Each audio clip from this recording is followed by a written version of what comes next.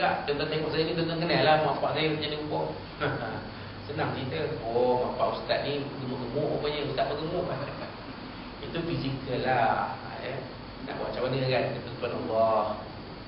Yang tu ketentuan Allah lah.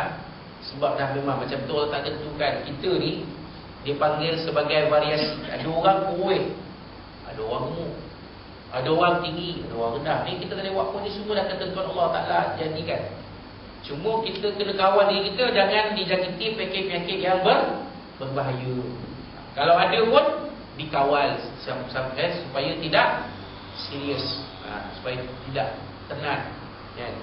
Ada kencemaning kena jaga, ada darah tinggi kena jaga, ada jantung kena jaga, ada gout kena jaga. Kena berpantang. Kalau tak ada apa-apa pun kena berpantang juga. Pantang jumpa. Itu pantang juga, tapi pantang jumpa lah. Dia tak nak jumpa, nampak derian dia sebiji dia punya. Itu orang yang tak ada pantang. Tapi dia masih ada pantang. Pantang apa? Pantang jumpa. Wallahu a'lam. Begitu juga hadis Nabi sallallahu alaihi wasallam an Abi Hurairah radhiyallahu anhu qala, daripada Abi Hurairah radhiyallahu anhu beliau telah berkata qala Rasulullah sallallahu alaihi wasallam, telah bersabda Nabi sallallahu alaihi wasallam, ma min mauludin illa yuladu 'ala al-fitrah. Tidaklah daripada seorang bayi dilahirkan itu melainkan dia dilahirkan dalam keadaan fitrah.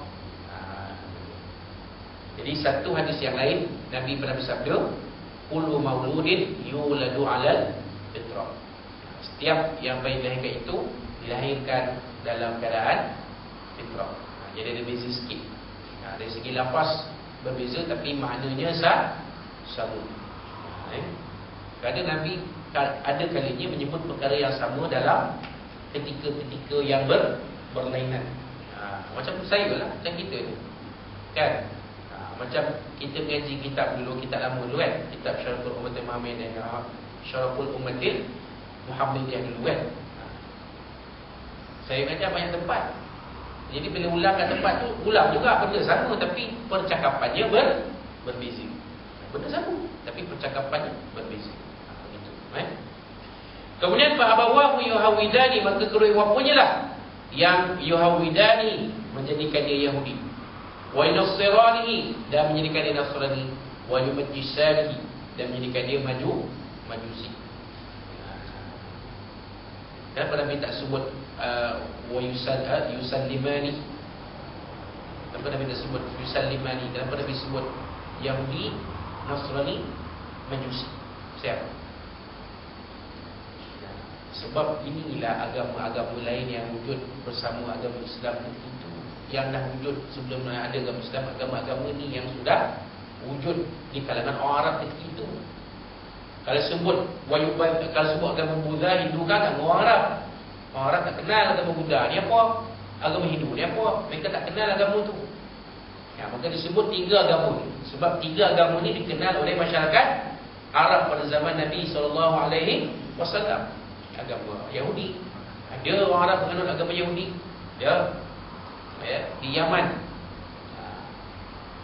Wa yunasirani, Nasrani, ada juga orang Arab menganut agama Kristian juga di Yaman dan di utara, di sempadan Syam. Ada orang Arab yang menganut agama Kristian. Ada orang Arab menganut agama Majusi. Orang Arab yang di sebelah mana yang bersempadan dengan Parsi di Hira. Mereka ini menganut orang Arab tapi menganut agama Majusi, agama penyembah api, ataupun dalam bahasa Inggeris dikatakan sebagai Zoroaster. Zoroaster, itu agama Majusi. Kan, Christianity, Christian, Judaism, Yahudi, Zoroaster, Majusi. Kan. Jadi Nabi sebut tiga agama ni. Kalau Nabi sebut agama lain, nanti orang Arab ternganga agama apa ni. Rasulullah tanya pula. Rasulullah nak jawab pun tunggu wahyu dari Allah SWT. Jadi benda yang mudah Nabi sebut bagi orang faham. Ini satu kaedah Nabi mendidik para sahabat radhiyallahu anhu. Nabi tidak memberikan contoh yang sahabat tak tahu. Nabi beri contoh yang sahabat tahu. Gitu. Baik. Kemudian kama tunkazul bahimatu bahimatan jam'a, seperti mana binatang yang melahirkan anaknya dalam keadaan sempurna. Jadi kita tengok lembu kita beranak, kambing kita beranak, ya, kucing rumah kita beranak, tengok macam mana sempurna kan? Anak ni sempurna. Ya. Kalau cacat pun itu memang Allah Ta'ala jadikan cacat, bukan kata tak sempurna ni boleh lahir langit tu. Dia keluar daging je. Mati tu pun keluar daging je. Tak sempurna lah tu. Dia sempurna ni memang nampak. Ya, sempurna. Ya, manusia pun dilahirkan sempurna. Tak pernah kita dengar manusia dilahirkan tak berkulit. Ada kita dengar? Dilahirkan lain tengok tak berkulit. Tak ada, tak jumpa. Memang sempurna kejadian dia. Ada mata, ada hidung, ada telinga, ada rambut, ada kaki, ada tangan. Itu yang cacat Ustaz. Itu cacat itu bukan bermakna dia tak sempurna. Dia sempurna tapi dia ada kekurangan. Itu maksud cacat tu. Dia ada kekurangan. Wallahu a'lam. Jadi kata Nabi SAW, begitulah keadaannya. Maka Nabi bertanya kepada sahabat-sahabat radhiyallahu anhum, hal tuhissuna fiha bin jad'a? Adakah kamu dapati kecacatan pada telinganya? Nampak. Tengok lembu tu dilahirkan tak dapat. Ya, telinga dia terleok ke? Ya, telinga dia berlubang ke? Tak ada. Kalau sempurna kelahiran dia tak ada cacat, memang sempurnalah. Macam itulah manusia yang dilahirkan putih bersih, tak tahu apa-apa, tak ada apa-apa. Yang nak jadikan bayi ini seorang Yahudi, siapa? Mak pak dia. Nak jadi Nasrani pun mak pak dia. Nak jadi Majusi pun mak pak dia. Nak jadi penyanyi rock pun mak pak dia. Nak jadi pelakon filem pun mak pak dia. Kalau ibu bapa tu nak anak dia jadi ustaz, cara didikan dia nak jadikan budak tu jadi ustaz.